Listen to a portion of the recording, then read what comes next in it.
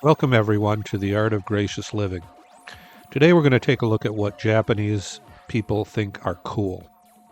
So, I picked up a copy of Popeye magazine, which is the preeminent fashion magazine for men in Japan, and it popularized what's called city boy style, which basically was a Japanese take on American fashion, and always with a Japanese twist.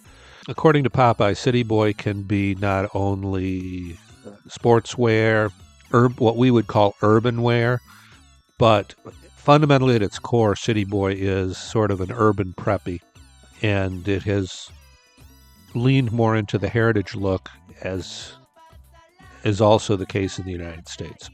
So let's take a look and see what the Japanese think are cool, at least in February 2026. I guess jewelry is okay. No, thank you. Rocky Mountain Featherbed Company. Clearly American type branding. Never heard of it. And there's Kanado. They start off with a bunch of pictures of guys that work in clothing stores in Harajuku, which is probably as good a barometer of what's cool in Japan as anything. But I kind of like his trapper hat there. That's kind of cool. Very traditional. American type thing. Sort of like the Stormy Cromer hat. Okay, this guy's wearing an M1 flight jacket in the United States Air Force First Color. That was from during the Korean War. The Air Force, after they had carved out their own identity from the American Armed Forces, of course, they started out as the United States Army Air Force. And they were just a part of the Army. When they became their own thing in the 50s, their first set of flight jackets were that blue, and that is a very cool nylon, very cool color. That's very similar to the jacket that Marilyn Monroe was famously photographed wearing when she was doing her USO tour in Korea during the Korean War. And I like it. Good. And of course, the ubiquitous beanie with a little bit of texture on it. And he's wearing, as far as I can tell, he's wearing European style hiking boots, which are pretty different. They're sort of a Danner style, but they were brought over from Europe, not like our American heritage boots. And this guy's the real deal because he is a messenger. So that's what messengers are like in Harajuku. And he's also wearing ridiculously too narrow European style hiking boots. Again, like the kind of thing that you used to see Vask make. I had a pair of Vasks in high school and thought they were the coolest thing. And they were a great hiking boot. I wore them for serious overnight hiking in the winter. All right, John Lobb. Shoeing around Tokyo with John Lobb. Interesting fact, John Lobb has exactly one store in New York City, and they have 13 stores in Tokyo. So I don't know what that tells you.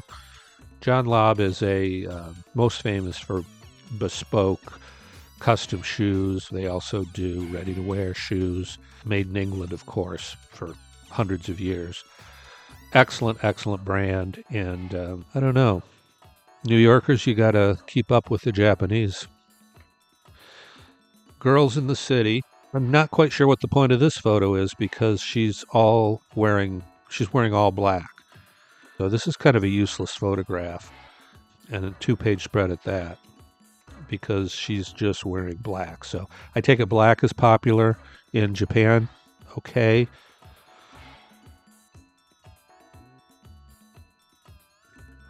There's some students there at UCLA, and then there's this New Yorker. Maybe that was taken in New York. He's sort of the caricature of a New Yorker in his Yankees jacket and his Katz's Deli hat. Great deli, by the way. And he's eating a banh mi sandwich. So, yeah, I don't know, dude. You're trying too hard, and I think you're actually from Jersey. Yeah, these are all UCLA students. A lot of sportswear. Some real sloppy looks. Sorry, but no thanks. The big pants obviously are admired by the Japanese. I'm not sure that that's really in the US right now. Yeah, here's some up and coming street brands. The Paisa Boys. Paisa, of course, is Spanish for friends. It's also the name of a notorious criminal gang. So I don't know how cool it is to name your sportswear brand Paisa, but be that as it may, I guess Bad Friend is maybe a little better. Skaters at Venice Beach. Again, here we go. They're definitely latching on to American style. I'm not a skater, although I did have a skateboard. I was an early skateboarder. Back in 1978, I broke my ankle on my skateboard, a Hobie. And these guys, they look pretty cool. This is street culture in LA. They're kind of taking an encyclopedic view of fashion in this magazine. So here's some guys that all work at one bespoke tailoring company on Savile Row in London. Very conservative, very well dressed, of course. If you're a salesman at a bespoke suit store in London on Savile Row, you are going to be impeccably dressed. A bit dull, all in dark blue or gray, but a nice little spread. There's one woman, obviously, that works there, along with 11 men. I don't know, she either makes the tea or she owns the place. And here's London New Wave Surf Skate Style, which is a little bit silly because I don't see any of them with a skateboard and they don't surf in the UK. At least I've never heard of it. And I have friends in the UK. I go frequently, and I used to live in the UK. But maybe I'm missing out. Maybe there's a surf scene somewhere. Maybe in Brighton. Basketball style, again, American urban wear. Not quite sure where they filmed this. Oh, this is Paris street basketball players. Ah, this is interesting. So the Japanese studying American streetwear as it's interpreted by Parisians for a Japanese audience. So this is 3 times removed from the original. I love this page. Parisian classics. The old guard. This is me. If I was Parisian, I'd probably be in this cohort. The guy in the upper right, he's anonymous, and his employment is anonymous. Maybe that's a euphemism for he's a street person. I don't know. If so, the homeless people in Paris certainly are better dressed than the homeless people in the U.S. But maybe he was just like, yeah, you can take my picture, but get the hell out of my life. But yeah, he's wearing a nice scarf, and he's wearing a raincoat, obviously, and it's got the sort of cape, mini cape shoulders. I don't like the look. It kind of makes him look like a superhero or in an anime. Dude, you don't have to emphasize your shoulders that much. Always a natural shoulder is going to be the better call. And the guy on the left has the same thing. So this is obviously a trend, at least in Paris, this little capelet. I think you could get similar stuff at Filson with a very, very hunting, workwear, Pacific Northwest vibe. Again, I'm not a big fan. Like this guy.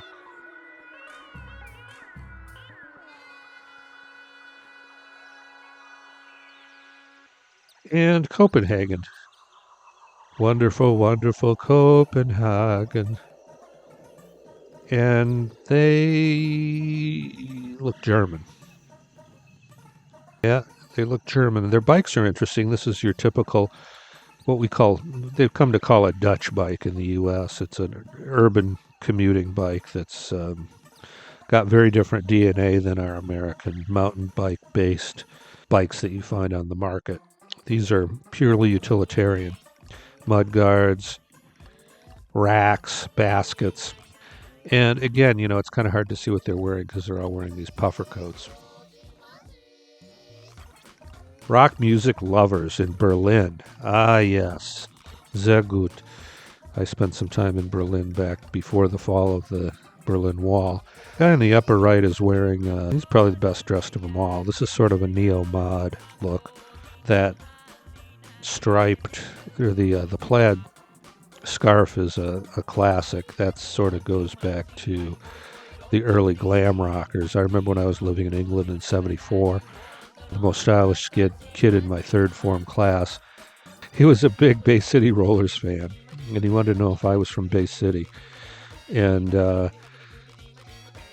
he would wear that kind of scarf tucked in his belt, running down the side of his pants. And that was the cool style at that time, but I guess I preferred around your neck like that. And he's wearing some nice boots. Those are sort of like the Bloodcore boots that Rose Anvil has been promoting in some of his collaborations with various bootmakers. As you can see, where it's worn, it exposes a very different color, which in this case is a blood red. So that's just like his blood red Bloodcore shoes. At least leather is. And the rest of them are sort of punk-ish. You know, punks with money. Mumbai. Well, now we get to see the ladies. They're extremely stylish. I say kudos to the Indian women. Japanese sake fan in New York. Not sure what that means. They probably went to a sake bar in New York. I like the guy. He's got the pony skin collar. In other words, pony fur. It's probably faux. Yeah, I don't know. It looks like he's wearing a farm animal. They went to the big flea market in L.A. I guess it's in Pasadena. And also in London, Columbia Road Flower Market, where they found some people wearing, I don't know about this Future Farmers of America jacket here in the bottom. I went to a middle school anyway that had Future Farmers of America, and you know, they were pretty defensive about their brand. I don't think that a real FFA guy would appreciate that being worn ironically. But anyway, no, it's too much. It screams identity of a certain group too much, and it does not translate to a generic look. Antiques markets. Oh, I like the guy wearing the flight jacket there, the British bomber jacket, sheepskin. Of course, in World War II, cockpits weren't heated, so it would be about 40 degrees or 50 degrees below zero at 10,000 feet. And you'd wear the warmest thing you could possibly find. Again, now, this is in Paris, the hiking boots, European-style hiking boots. So those seem to be much more of a thing right now, at least in Europe, than the American-style Red Wing type boot. Okay, L.A. junior designer Caden Pascua, and a tie with looks like a Type 1 Levi's jacket or a spin on it. It's a sugarcane. Nice. Very nice jacket. And it goes with the tie. He pulls it off. I like that.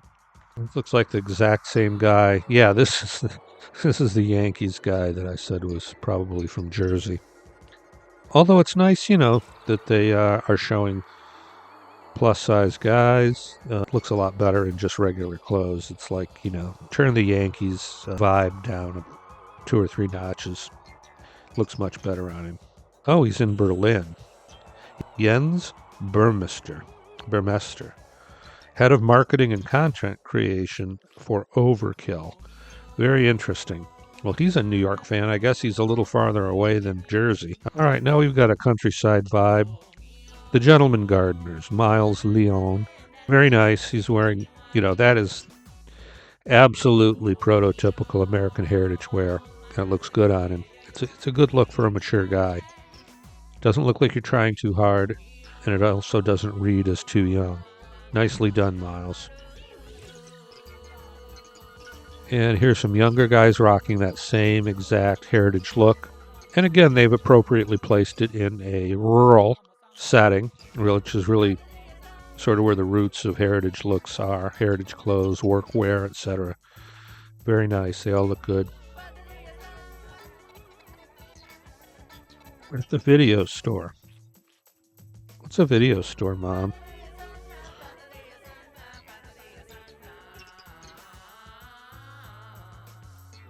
All right, this is an interesting section. These are some pages from Popeye in their inaugural issue. This is their 50th anniversary issue that we are looking at right now.